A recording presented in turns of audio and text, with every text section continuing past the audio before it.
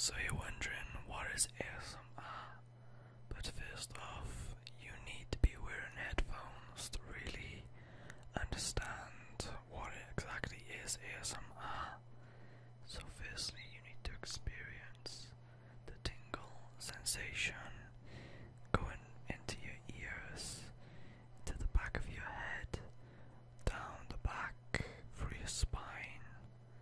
Pretty much that exactly is what ASMR is. So now I'm going to be reading from the wiki page, just as mainly because I'd rather be getting something which is 100% true and has a lot of facts on, instead of just doing just my own opinion on what I think ASMR is. So I can start by telling you the very basics of ASMR by telling you what it actually stands for.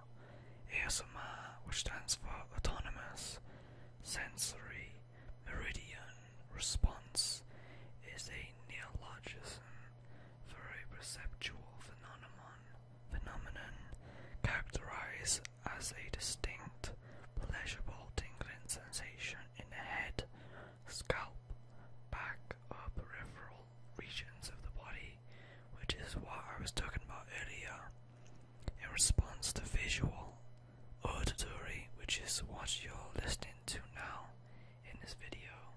Visual, you guys see something like the hand movement and stuff like that, which is pretty good. Tactile, I don't really know about that. Olfactory, I have no clue what that means. Or cognitive stimuli. The nature and classification of the ASMR phenomenon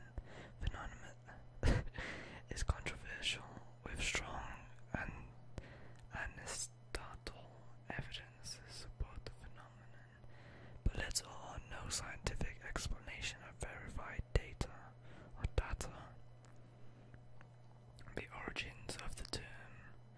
I actually wondering about this one, to be honest, since I never really knew where ASMR has come from, so we're both learning at the same time, which is good.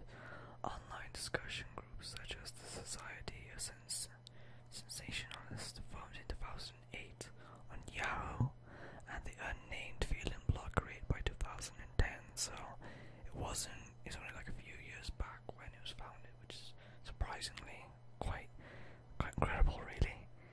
Aimed to provide a community for learning more about the sensation by sharing ideas and personal experiences. Some earlier names for ASMR in these discussion groups included attention-induced head orgasm, which is a lot of people think that's what ASMR is, but you can argue whether or not it is, but we'll see from now on.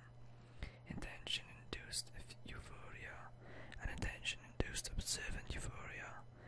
In response to these earlier phrases, the term autonomous sensory meridian response was coined by Jennifer Allen in 2010. Autonomous refers to the capacity in many to facilitate or completely create the sensation at will.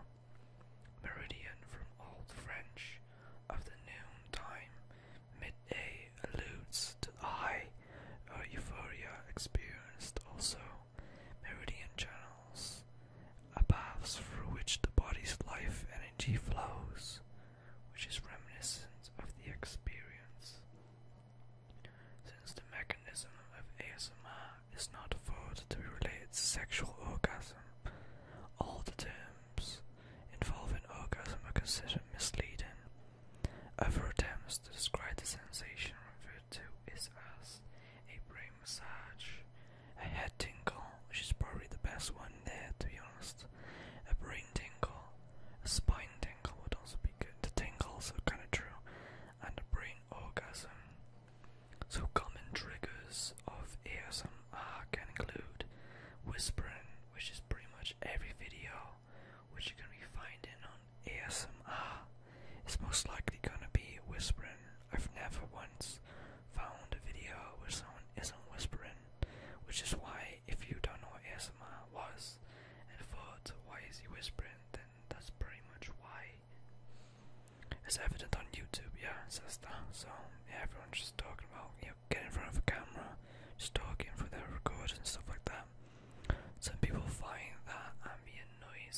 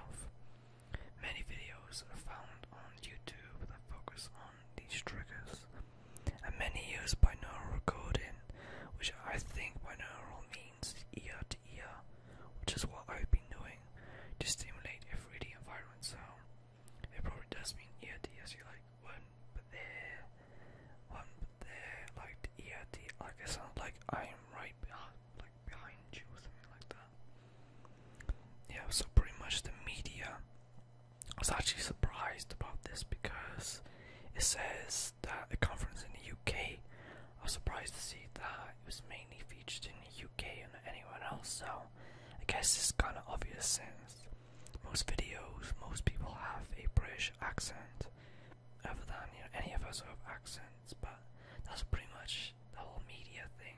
A lot of it is being featured in the UK and nowhere really else, to be honest.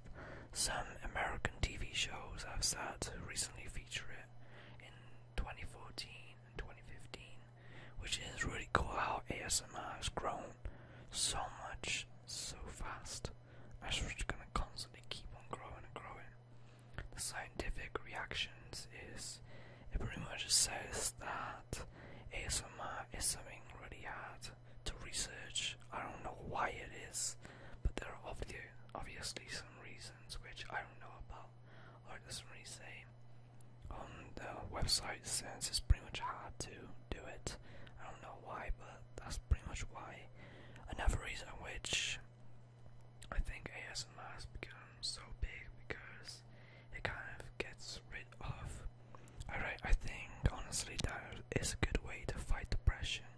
Anxiety is said that in the wiki, but for depression, I think it really helps you just feel you're not alone. If that makes any sense. So that pretty much wraps it up for pretty much what ASMR is. If you have any more questions, I'd be glad to answer any sort of question